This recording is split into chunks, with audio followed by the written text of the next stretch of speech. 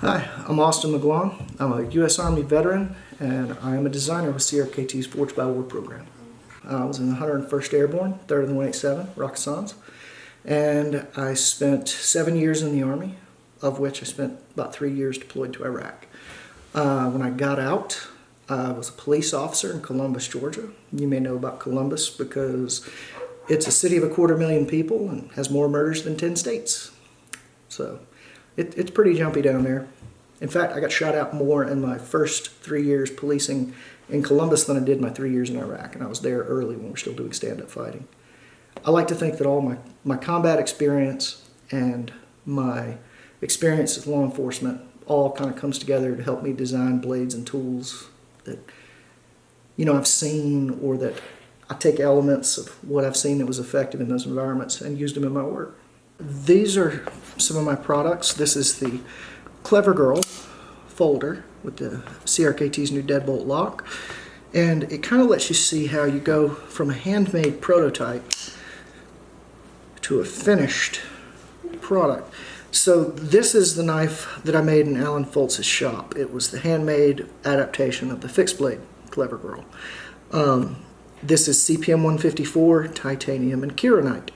So of course that's all not cost effective if you want to make knives that Joes and cops and paramedics and firefighters can afford. So this piece is made out of D2 tool steel, and it's got G10 for the handles, steel for the components.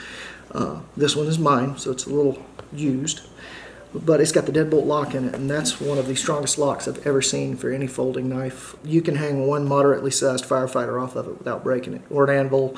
I mean, we played around in the shop with it, and it's been incredible how strong it is. This supports Operation Oath. This is my Rockasan. I named this after my old infantry unit. It's the 3rd of the 187th Infantry, and when they invaded Japan, the Japanese didn't have a word in their language for paratrooper, so they called them Rockasans. It means men falling from the sky with umbrellas. That was pretty cool. So this is a tool. The Clever Girl was designed to be a weapon that could also be used as a tool, and this is more of a tool that could be also used as a weapon. It's big enough to do any of the jobs that you're going to run into in a deployment or any type of environment outdoors, but it's small enough that it's not taking up a ton of space on your kit. All right, this is a karambit that is also my design. This one actually benefits Purple Heart Homes. Purple Heart Homes has done some amazing things to combat veteran homelessness, as well as helping guys who, went to war and now they've lost a leg or an arm, or they need to have their house handicap accessible. These guys go through and they do everything, man. Widen doors, lower counters. It comes with a retention stud here, but if you're, an adult and cannot cut yourself, you can take that out, and big boy rules let it come out very quietly. It's a lot straighter and less curved than your average karambit. The reason being is for me, it felt better keeping it further away from my hand, and it felt more natural in a strike. Everything I make will teach you how to hold it. And the cool name behind that one, the Duhawk, my Uncle Donald got a Silver Star for Valor at Point Duhawk with the Rangers in World War II.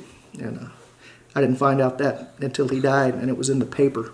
So it was really cool, and I always like to honor a family military history.